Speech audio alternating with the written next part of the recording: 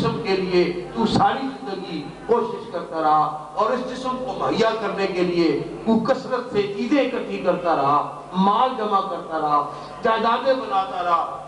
یہ نہیں دیکھا یہ مال آ رہا ہے کس راستے سے آ رہا ہے، حرام راستے سے آ رہا ہے، حلال راستے سے آ رہا ہے، جبر سے آ رہا ہے، ظلم سے آ رہا ہے، چوری کے راستے سے آ رہا ہے، ڈاکہ مار کے لا رہا ہوں، جیسے بھی ہے فراڈ کر کے لا رہا ہوں، دھوکہ کر کے لا رہا ہوں، اپنا ضمیر بیچ کے لا رہا ہوں، ایمان بیچ کے لا رہا ہوں، غیرت بیچ کے لا رہا ہوں، کوئی پرواہ نہیں کی، تو جمع کرتا رہا اقتدار کے حصول کے لیے، یہ پرواہ نہیں ہوئی کہ تو دھوکہ کر رہا ہے، اپنے آپ سے دھوکہ کر رہا ہے، اپنے دین سے دھوکہ کر رہا ہے، اپنے اللہ سے دھوکہ کر رہا ہے، اپنے ملک سے دھوکہ کر رہا ہے، اپنی ملت سے دھوکہ کر رہا ہے، غیر کے سامنے دامن پھیلا رہا ہے۔ تجھے چاہیے تھا اقتدار، تجھے چاہیے تھی دولت، وہ جو تو نے اس زندگی میں حاصل کی اور اس کثرت پر تو بھروسہ کرتا رہا، یاد رکھ یہ دنیا میں کثرت کا مال، حضور صلی اللہ علیہ وسلم کی خاتمہ حدیث بات ہے کہ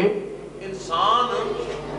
تین چیزوں کے ساتھ دنیا کی زندگی میں محبت کرتا ہے، تکبر کرتا ہے، ان کا پیچھے چلتا ہے، ان میں سے ایک مال ہے، ایک اس کی اولاد ہے، اور ایک جو ہے وہ اس کا کردار اور عمل جو کچھ وہ کماتا ہے۔ تو دو چیزیں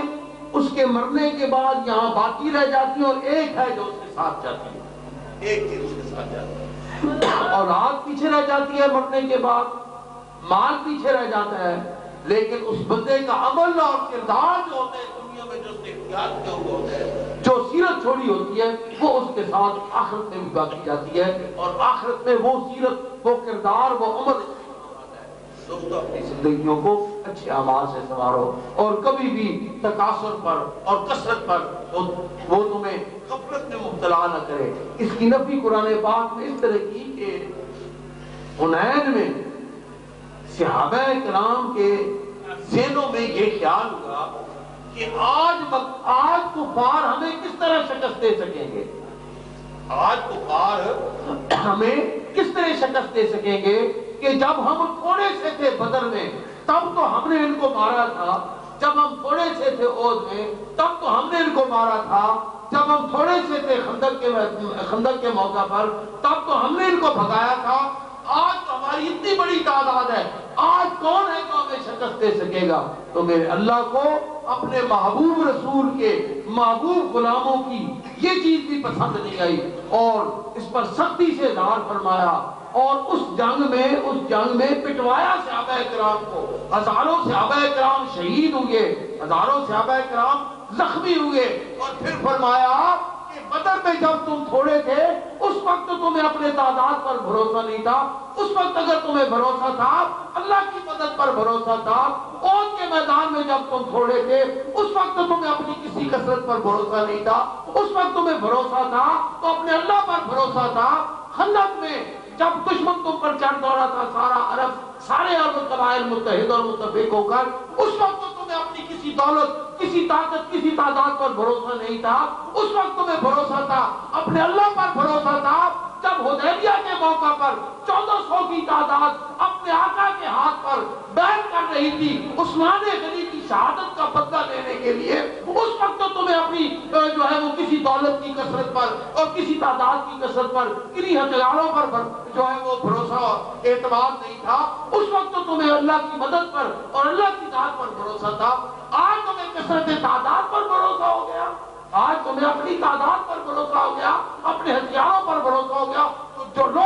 ہتھیاروں پر بھروسہ کرے گا، جو تعداد پر بھروسہ کرے گا، اس کا یہ انجام میں کراؤں گا،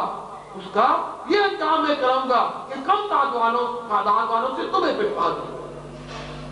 تو یاد رکھیے گا دوستو، صحابہ کرام کی بھی کثرت مال پر ایک ذرا سا اس کو کیا کہنے کہ کیا کہنا، اس کو گنتی میں شمار کرنا، صحابہ کرام کے ساتھ وہی لفظ، اس کو گنتی میں شمار کرنا کہ آج ہماری تعداد کثرت میں ہے، کون ہمیں شکست دے سکے گا؟ میرے اللہ نے سخت ناپسند فرمایا اور قرآن پاک میں رہنمائی فرما دی۔ براہ راست تو یہ صحابہ کرام کی رہنمائی تھی، لیکن قیامت تک آنے والے